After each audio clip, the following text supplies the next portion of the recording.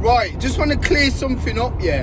And that is what I said earlier about when there's something to overcome, that's the only time there will be change. That's when you grow, that's when you become better, that's when you develop. And I'm going to give you three examples, one of which is a positive one, and two of which is why it doesn't happen. So, I used to work for DWP. I used to be the person having those robust conversations, and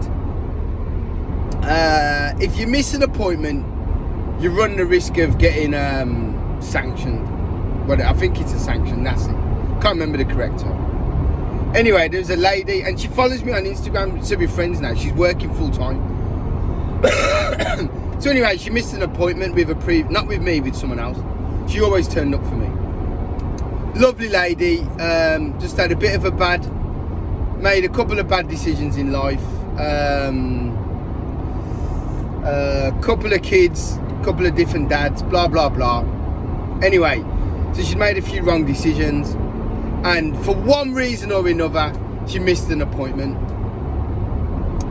That appointment, missing that one appointment, cost her £900. And that was just before the 6 weeks holidays. So that meant her payment of July was £900 less, meaning that she would have had no money for the 6 weeks holidays, with 2 children at home, single mom on her own. Now, I was the one who had to tell her that she's going to be sanctioned. I was the one who had to give her a sanction letter, and I was the one who had to tell her how much money she wasn't going to get. Right, so when I told her, of course she was upset.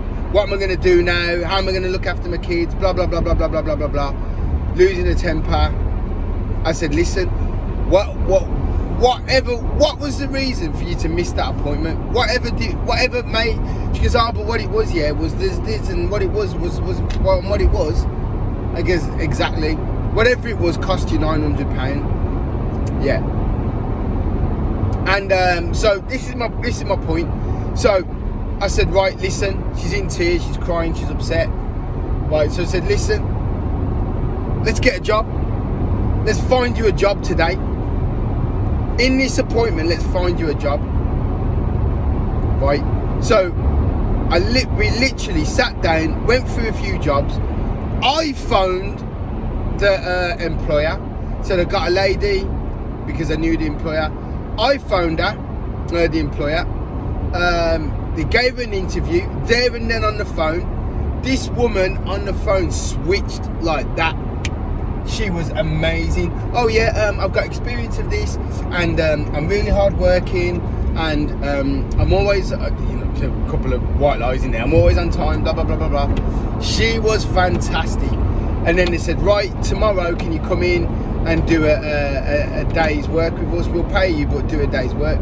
She said, yeah. She went in, did an interview.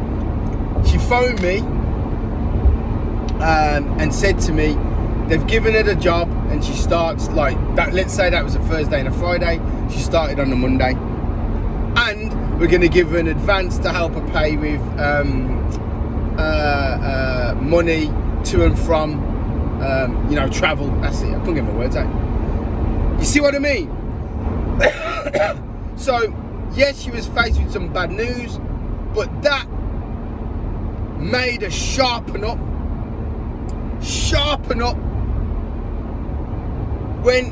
Did an interview, got the job, worked for a day, smashed it, now got a job, working full time. Now it's up to her to feed her kids, it's up to her to put the work in. Yes, she still gets some help with childcare and stuff like that, but the truth is, she took responsibility. Yes, I helped her, but she took responsibility, now got a job. Success story. Why am I in the middle lane and not the only lane that's not moving? Now, let me tell you about two waste men. Yeah, or waste woman, should I say.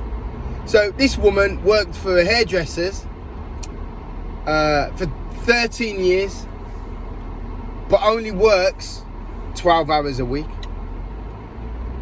So I said to her, so in those 13 years, there's never been an opportunity to do any extra hours? Nope. I can only do 12 hours. So I said, okay. So there's no opportunity. So I said, what about looking for another job? Surely. And the reason why she can only do 12 hours is because anything more than 12 hours, they start to take money off for universal credit. Now, she was getting £1,400 a month on universal credit. So the more she worked, the less that became. So she decided, yeah, why change? And that's what I'm saying. The government, but in this new scheme that they've got now, where they're going to try and entice people into full-time work. How? Unless you're going to take away money, I bet you any money, if that woman, yeah, if they were to stop her money tomorrow, she would be full-time the next day. I bet you any money, if her money was to stop, she would be full-time the very next day in the same salon. Because the reason why she's not, buzzard. Oh, my days, man. Oh, my days. But can I get a good enough shot? That just flew, beautiful wings, everything. I haven't got my big lens. If I had my big lens and I'm stuck in traffic, oh my days, look at that.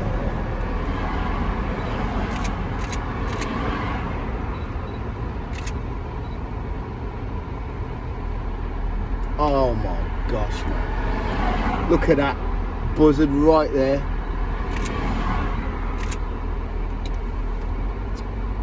Bastard.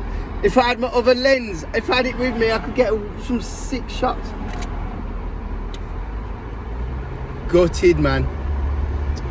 Anyway, yep, sorry. At least I got something of it.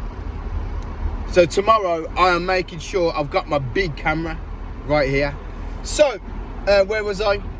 Yep, so yeah, I bet you any money this woman would be full-time tomorrow. And the reason why she's not is because we're paying £1,400 a month. Done. Now, another one, this woman, oh my gosh, she says she can. It's hilarious, some of the bullshit you gotta listen to. Yeah, sorry, don't mean to swear. This woman works in quite a famous department store, to the max. And saying she can only work 12 hours a week, because if she works any more than 12 hours a week, she starts to get out of breath. And I says, but you don't work 12 hours in one shift, so how do you get out of breath? How would that lead to you getting out of breath? No answer. Yeah, I says, have you got medical, whatever you call it, you got any medical? No. So I'm like, well, how? So I'm like, well, you need to go to your doctors, bring some medical evidence, because I can't just take your word for it that you get out of breath if you work more than 12 hours. And it's the same, because in her mind, if she works any more than 12 hours, the more you work past 12 hours, the bigger the deductions are from what you get from universal credit. So that's why she doesn't want to work any more than 12 hours. That's the real reason for it. It's just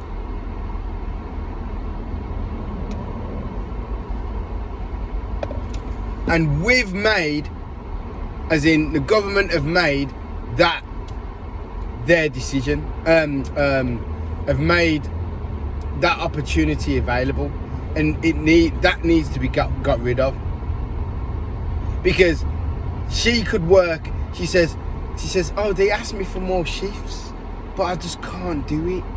This woman's like 36, 37, nothing wrong with her, fit as anything, walks everywhere. So, and she's on the till. So I don't know what kind of FUBU this woman's talking about. Absolute FUBU. But this is what I'm saying. So until, and I guarantee you, if we take away the benefit, she would be full-time, or at least double her hours to 24 the next day. The absolute next day, I guarantee it. I guarantee it without fail. And this is what's so disappointing about how we need to approach this as a country. We need to approach it. And that's just on a Wednesday afternoon.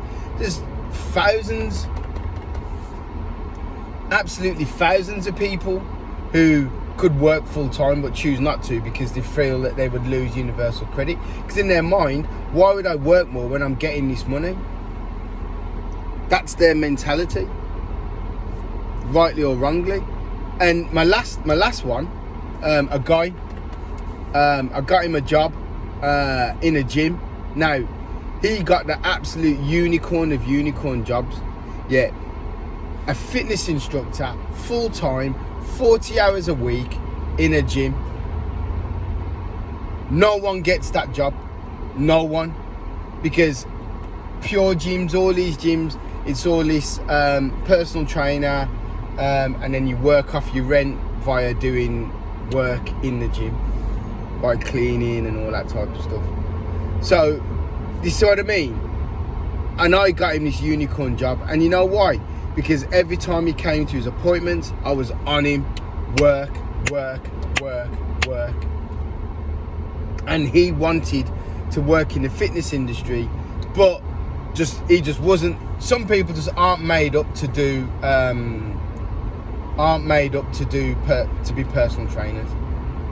It sounds good, but they're not made up for it. It's not part of their DNA. But I got him a full-time job in a gym.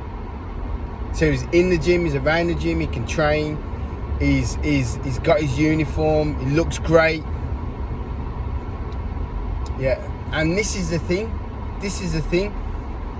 It has to come from the person, but it won't come from the person if we've made everything so comfortable for them. That's how you're going to get money back into, that's how you're going to turn around the economy. That's how you're going to get so many people back into full-time work. Yeah. And people are afraid of change. People are creatures of habit.